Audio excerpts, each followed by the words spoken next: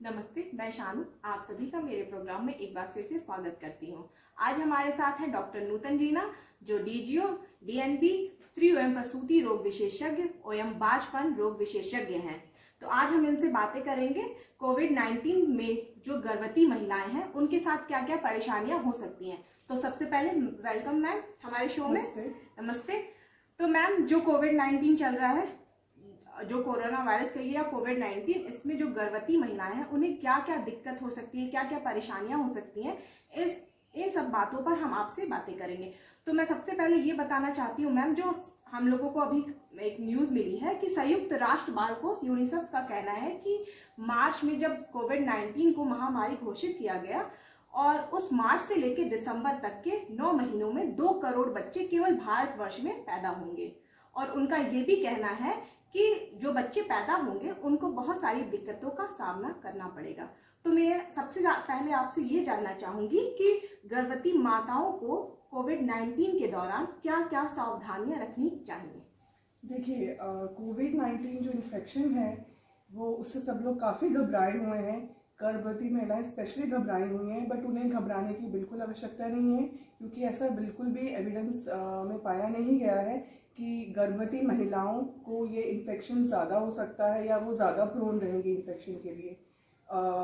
Specially ध्यान उनको इस चीज़ का रखना है कि वह जो डॉक्टर की विजिट्स के लिए जाती हैं वो कम से कम रखें, कम दिनों के लिए रहें वो, और उनके बीच में ड्यूरेशन काफ़ी लंबा हो, ताकि बार बार डॉक्टर से विजिट ना लें, ताकि उनका एक्सपोजर पेशेंट के साथ में या नॉर्मल पब्लिक के साथ में कम से कम हो और उन्हें इन्फेक्शन होने का चांस कम से कम हो, क्योंकि उनको होने का चांस तब ज़्यादा रहेगा जब वो नॉर्मल पब्लिक के एक्सपोजर में आएंगे।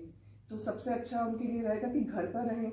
और अभी कम्युनिकेशन, टेलीकम्युनिकेशन इतना बढ़ गया है कि आप वीडियो कॉन्फ्रेंसिंग के द्वारा या फिर आप टेलीमेडिसिन के द्वारा अपने डॉक्टर से संपर्क कर सकते हैं, उनसे फ़ोन में सुझाव ले सकते हैं, उनसे कंसल्ट कर सकते हैं, दवाइयाँ पूछ सकते हैं, जिससे आपका जो एक्सपोजर का परसेंटेज होगा वो बिल्कुल ही नील हो जाएगा।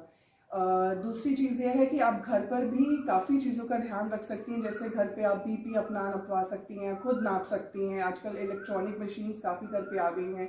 दूसरी चीज़ है, आप अपना वेट घर पे ही ले सकती हैं। और सबसे ज़रूरी चीज़ है जो 7वें महीने के बाद गर्भवती महिलाएं ध्यान दे सकती हैं, वो है मूवमेंट्स पे।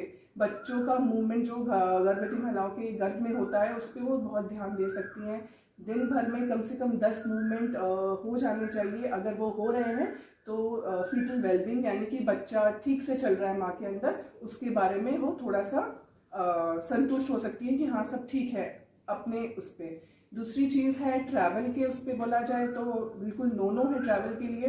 अगर नॉन एसेंशियल चीज़ों के लिए ट्रैवल करना है तो बिल्कुल अवॉइड करिए, बिल्कुल भी बाहर ना जाएं, वो उनके लिए ज़्यादा बेहतर रहेगा। और तीसरी चीज़ सबसे ज़रूरी है हाइजीन के बारे में, यानी साफ़ सफाई।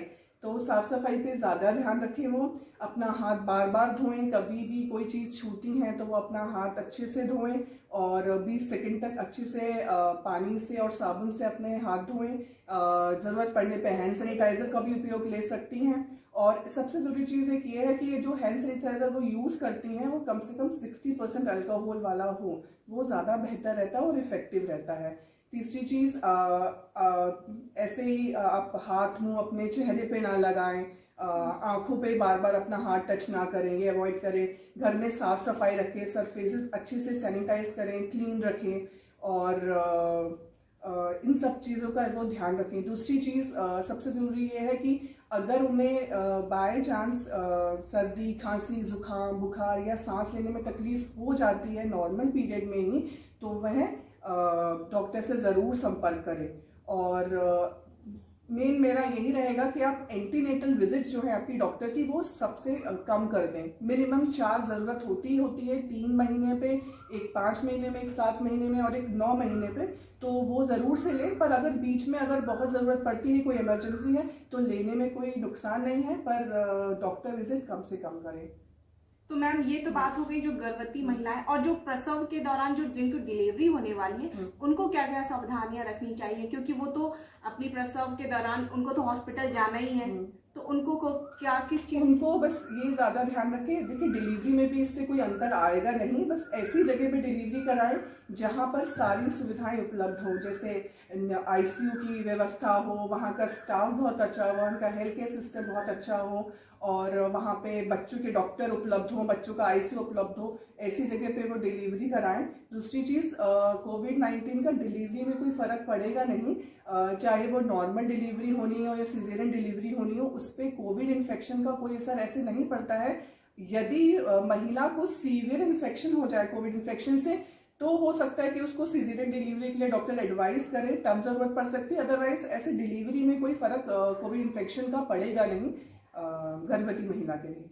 और मैम बहुत सारी महिलाएं जो अभी 2-4 दिनों में न्यूज में भी आया है कि 2-4 महिलाएं ऐसी हैं जो गर्भवती होने के साथ साथ कोरोना पॉजिटिव भी पाई गई हैं।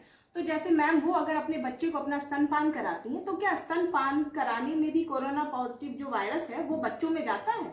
देखिए स्तनपान में यानी ब्रेस्ट मिल्क से वायरस बच्चे को नहीं जाएगी।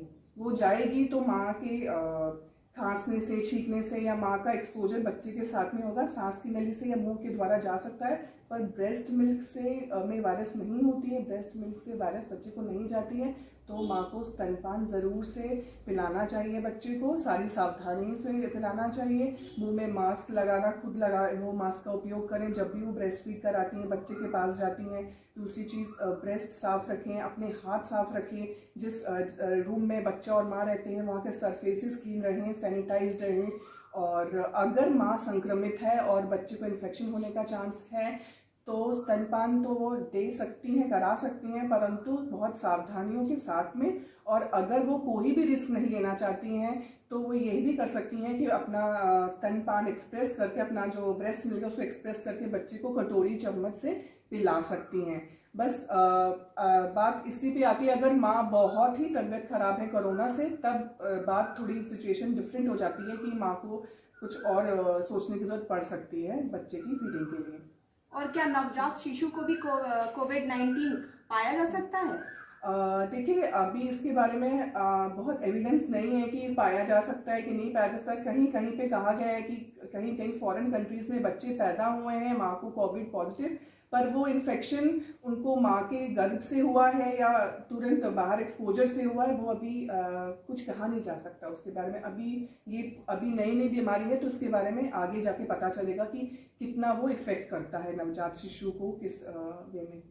और मैम हमारी जो गर्भवती महिलाएं उनको कैसा खान पान कैसे रखना चाहिए, अपना डाइट चार्ट कैसे बना के रखें, इन सब चीज़ों के बारे में आप बताएं। देखिए खान पान भी वैसे ही रखना है, कुछ उसमें ऐसा चेंज नहीं है।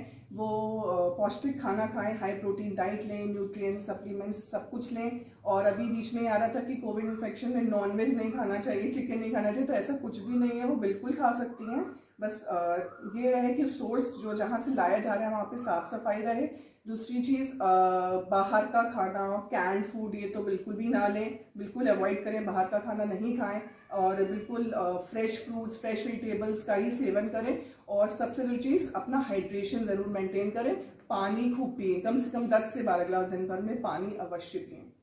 तो मैम चलते चलते हमारे दर्शकों को जो ये वीडियो देखेंगे उनको कुछ आप जानकारी देना चाहेंगे, और जो हमारी गर्भवती महिलाएं हैं उनको भी कुछ जानकारी दीजिए। उनको मैं ये कहना चाहूँगी कि वो बिल्कुल भी ना घबराएं, बिल्कुल भी नहीं डरें।